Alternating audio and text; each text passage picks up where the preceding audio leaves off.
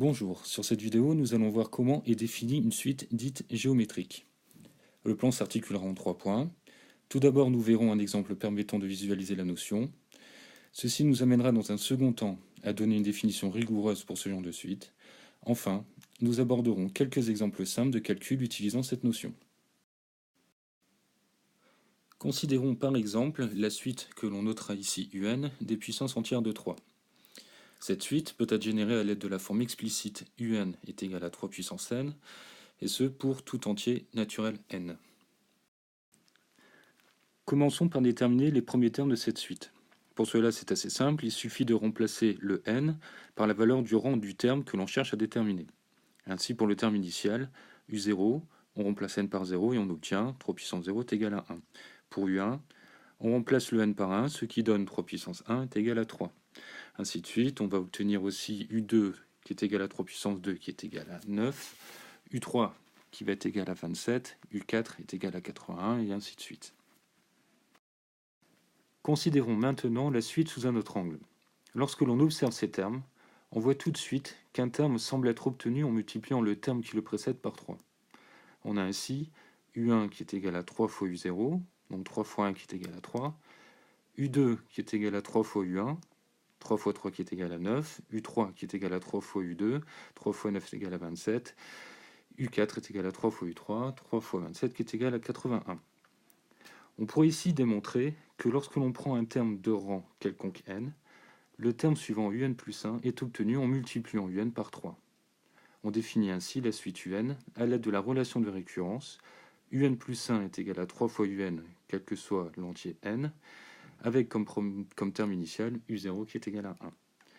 Une telle suite est dite géométrique de raison 3. En généralisant l'exemple précédent, on peut établir une définition intuitive d'une suite géométrique. Définition: une suite est dite géométrique si chaque terme de cette suite est obtenu en multipliant le terme qui le précède par un même nombre. Plus rigoureusement mathématiquement parlant, une suite un est dite géométrique si elle peut être définie par la relation de récurrence un plus 1 est égal à q fois un pour tout entier naturel n, avec q un réel, appelé raison. On utilise symboliquement la lettre Q pour la raison d'une suite géométrique pour éviter toute confusion dans les formules avec la lettre R, représentant symboliquement la raison d'une suite arithmétique. Terminons maintenant en donnant quelques exemples. Prenons deux suites UN et VN, toutes deux géométriques, avec pour UN un premier terme U0 qui est égal à 4 et une raison 5, et pour VN, un premier terme V1 est égal à 100 et pour raison Q est égal à 0,5. Alors pour chaque suite, ici on répondra à deux questions. La première, exprimer un plus 1 en fonction de un, et respectivement Vn plus 1 en fonction de Vn, puis de calculer les 4 premiers termes de chaque suite. N'hésitez pas à faire pause maintenant dans cette vidéo afin de répondre à ces questions. Alors commençons par faire le travail pour la suite un. Alors pour la première question, on va se ramener à la définition. On va pouvoir utiliser la relation un plus 1 est égal à q fois un, qui ici va nous donner un plus 1 est égal à 5 fois un, quel que soit l'entier naturel n. Ensuite, pour la deuxième question, eh bien on part de u0 qui est égal à 4, et ainsi de suite. On va obtenir u1 est égal à 5 fois u0, donc 5 fois 4 qui va faire 20, u2 qui va être égal à 5 fois u1, qui est égal à 5 fois 20 qui fait 100, et enfin u3, le quatrième terme, qui va être égal à 5 fois u2, c'est-à-dire 5 fois 100, qui est égal à 500. Ensuite, pour la suite Vn, alors il y a juste une petite chose, c'est que la suite Vn commence par V1. On va voir les petites différences. Donc la formule va rester la même, c'est Vn plus 1 est égal à Q fois Vn pour une suite géométrique.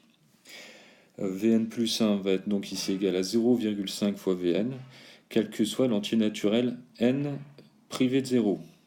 Alors, pourquoi privé de 0 ? C'est justement parce qu'on commence par le terme U1, donc la suite n'admet pas de V0.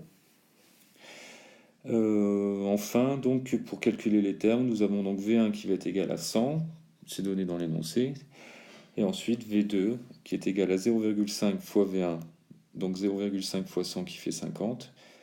V3 qui va être égal à 0,5 fois V2, 0,5 fois 50 qui fait 25. Et V4 qui va être égal à 0,5 fois V3, c'est-à-dire 0,5 fois 25 qui fait 12,5. Voilà, cette capsule est maintenant terminée. Sur de prochaines vidéos, nous verrons comment montrer qu'une suite est ou n'est pas géométrique.